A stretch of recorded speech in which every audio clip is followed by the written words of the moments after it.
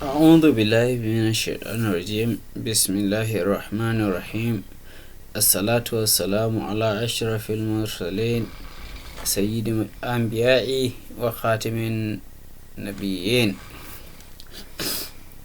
محمد صلى الله عليه وسلم وآله وسلم.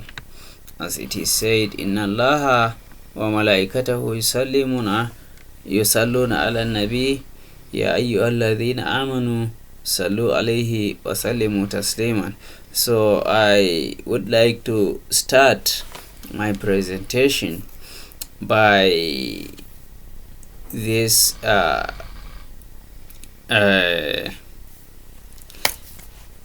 beautiful recitation of Allahumma salli ala Muhammad wa ali Muhammad kama sallaita ala Ibrahim wa ali Ibrahim wa barik ala Muhammad wa ala ali Muhammad kama barakta ala Ibrahim wa ala ali Ibrahim fil alamin innaka Hamidun Majid.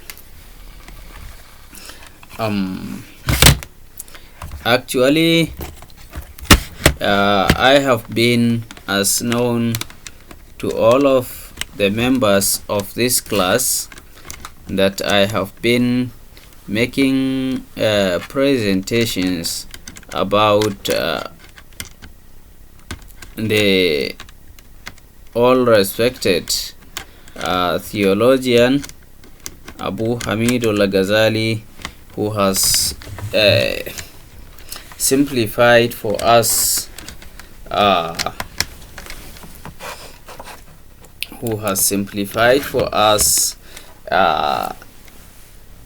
the path we should take towards our own salvation. My concern is the little of us, a few of us, especially those in the younger generation, and I can say those even older than us in generation past, have been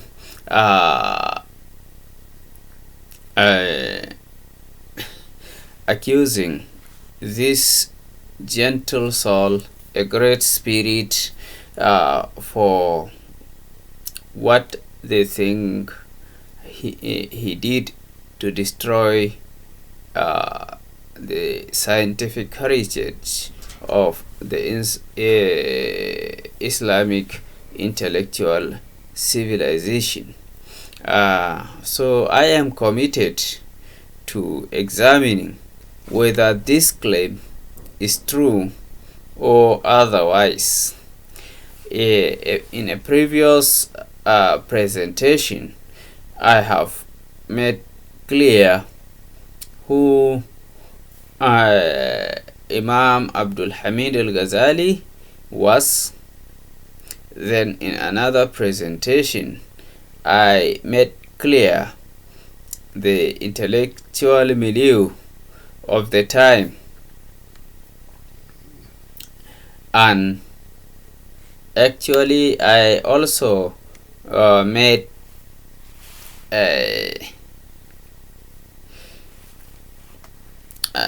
the distinction, the two opposing points of Mu'tazila and the Ash'ariyah of the time that Hamid al-Ghazali came and made his own contribution.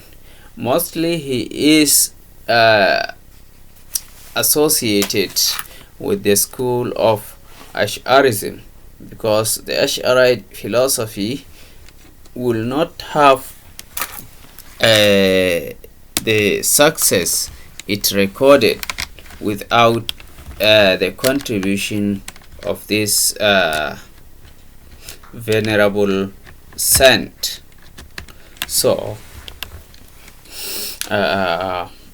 we will consider him, though not formally a member of the school of Ash'arism, but someone who has immensely contributed to to their triumph over the Mu'tazilism. However, we should not go into any extreme, because Mu'tazilism itself has its own advantages and disadvantages, just like the Ash'ari theology. I have said it, how the Ash'ari theology became more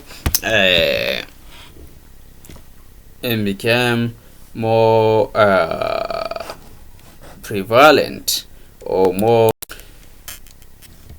more influential in the Sunni intellectual or rather theological arguments. So we have also presented as to, because it is very wrong to say that al-Ghazali has destroyed the scientific heritage of the Muslim world. What was science? Many people thought that without al-Ghazali, a single person, we could have had the kind of science that is prevalent in Western society, that has brought about technology, exploitation of nature, and promotion of capitalism. That is a gross misconception of the history of knowledge. In the previous presentation which I am yet to publish, I explained how Western scientific heritage is based on stripping nature of its sacredness, acting upon it to the maximum possible, to the best possible man can do, so as to study it devoid of any respect for it, devoid of any feeling of connection with that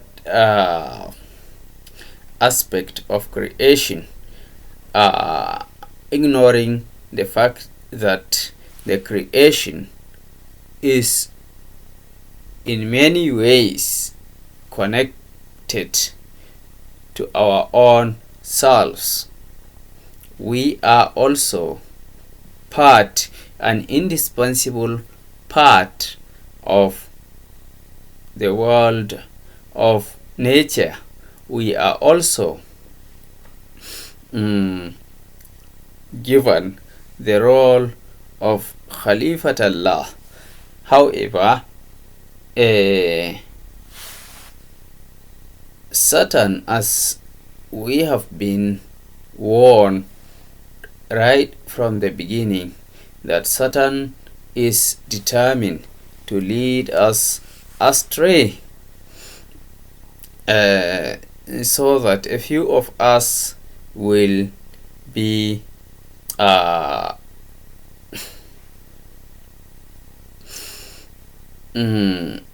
will obey the laws of God. So Satan has made us to feel the arrogance of acting as Khalifat Allah, even though we, most of us, most of the proponent, or rather the formal scientific community of the world, does not or claims not to recognize divine reality.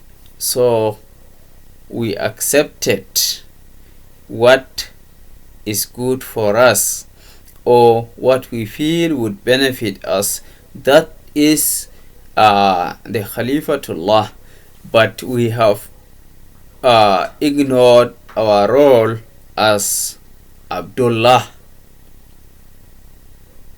So we act upon nature mercilessly,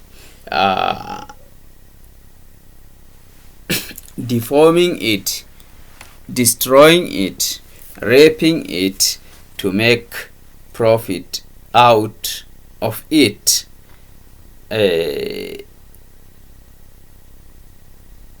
Quite disturbingly, only 1% of human population is exploiting the world of nature in this form to make money, with which they also